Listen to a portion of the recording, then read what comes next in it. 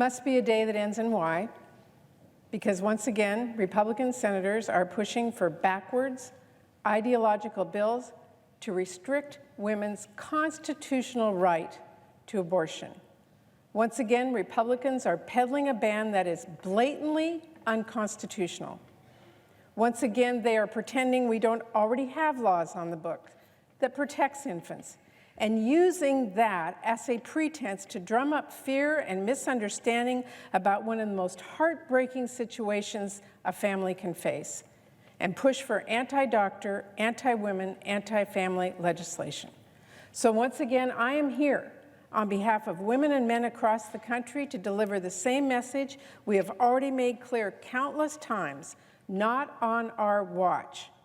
Majority Leader Mitch McConnell has indicated he wants to pivot to legislating, which makes these two atrocious bills an interesting choice, because all 100 senators know they are going absolutely nowhere. The truth is, Republicans' charade today is not actually about passing laws any more than it is about people's health or medical science or what is best for patients.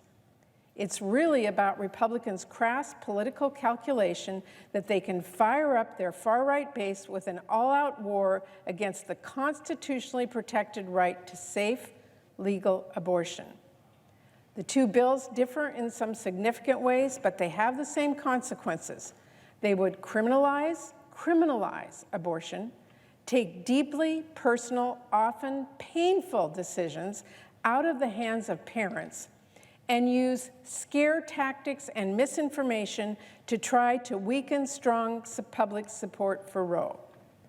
Another thing they have in common, they have already been panned by leading medical groups.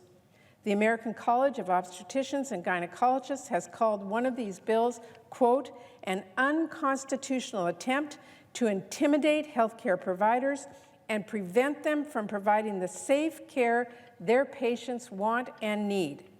And they said the other is a, quote, a gross legislative interference into the practice of medicine. And it's not just medical experts. Families across the country who've actually faced these decisions have spoken out to make clear politicians should have no part in them. Pressing for these awful bills year after year may be nothing more than a cynical political tactic for Republicans, but passing them would be an unconscionable exercise in cruelty to the people who would actually be affected. People like Judy, who's from my home state of Washington. Judy learned over 20 weeks into her pregnancy that her son's organs were not developing properly. One lung was just 20% formed, the other was missing entirely. People like Kate, whose doctor informed her that if her daughter survived birth, she would not be able to walk, talk, or swallow, and likely would not even be comfortable enough to sleep. People like Lindsay, who learned her daughter had a fast-growing, inoperable tumor growing into her brain and heart and lungs, wrapping around her neck and eyes and chest, and making her odds of survival incredibly slim. People like Darla, who was pregnant with twins when she got the unthinkable news. One of her twins had serious medical complications. Not terminating that pregnancy could put her other twins' health care at risk. And those are just a few of many stories. There are more families across the country who have struggled with the painful reality that the child they had hoped for cannot survive. Each of them has spoken out to underscore that those in wrenching moments wanted to make the decision that was best for their child and their family with their health care provider. But each of these bills, Mr. President, would take the ability to make the decision best for that child and family away from women like Judy and Kate and Lindsay and Darla. Those bills would prevent doctors from offering the best medical advice, all because extreme politicians are more concerned with spreading misinformation and firing up their base than they are with actual women's lives.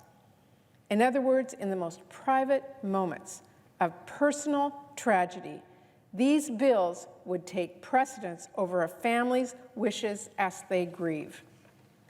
To the politicians supporting these bills, I have to ask, how dare you think your opinion is more important here than the knowledge of medical experts and the wishes of the family that is affected? I don't understand how anyone can think, instead of letting patients make their own very personal decisions, that they should have that decision made for them by President Trump and Vice President Pence. And that's exactly what we're talking about today. Why? Because even though Roe v. Wade has been the law of the land for almost a half a century, even though a large majority of people do not want to see that landmark decision overturned, Republicans think somehow that they can benefit politically and fire up the most ideological elements of their base by using every tool imaginable to chip away at the right to safe legal abortion. Well, I'm here to say they can try. But women, medical experts, and those of us elected officials who trust them are not going to stop calling these bills what they are: anti-women, anti-doctor, and anti-family. We are going to make clear we oppose every single one of their efforts to further chip away at access to safe legal abortion under Roe. Every extreme, cruel abortion ban, every fear-mongering effort to gin up controversy and pretend we don't already protect infants, every far-right judge they try to pack onto the courts to chip away at Roe v. Wade, every barrier to care and information like President Trump's Title X gag rule, and every new shameful scheme they concoct in their all-out war on access to reproductive health care. Whatever Republicans try next, Democrats are going to continue fighting alongside women and men across the country to protect their ability to make their own decisions about their own families. Standing up for doctors' ability to practice medicine without politicians getting in the way, and lifting up the stories of real people like Judy and Kate and Lindsay and Darla and many others, so Republicans can't ignore them. Thank you, and I yield the floor.